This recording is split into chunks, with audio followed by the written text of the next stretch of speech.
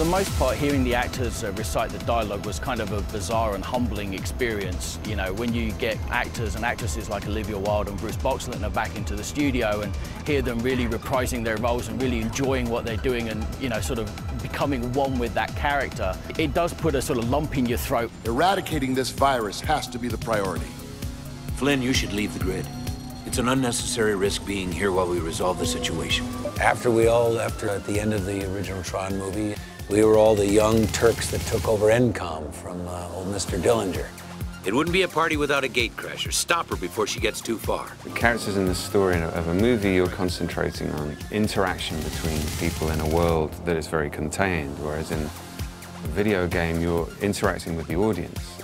I like the fact that I can play with the words and I can sit there and I can hear it back immediately, and if I don't like it, you know, you change it up a little bit and you can kind of work around the lines. I like that kind of pliability with the words, whereas if you're doing a scene on camera, you really have to kind of dive into the script and listen to the other person. It's a totally different element.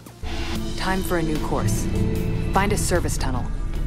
You'll be able to move through the city's subsystem undetected. When you play the game, you're guided by QUORRA, who not only kind of aids you in teaching you how to use your weapons, also gives you clues as to how to move through the grid faster and how to find your way. She's very kind of wise and experienced at the same time as being this really enthusiastic kind of coach. No entry without proper authorization. Fine, then I'll get authorization. Greetings.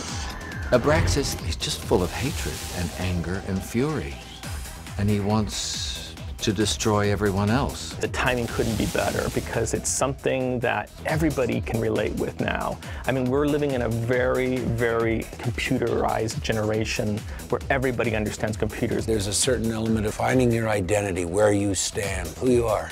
We're all eternally that way. In many ways, that adolescence never leaves us. And we're all still struggling, no matter what age you are, to find out, who am I really? Abraxas is angry, twisted. So I believed in the joy of causing pain to other people. It's your time. Embrace it. When you see Radia's performance and you see QUORRA's performance in our cinematics, it brings it all home and brings out humanity. And that's bringing the geekiness and the humanity and trying to tie those together.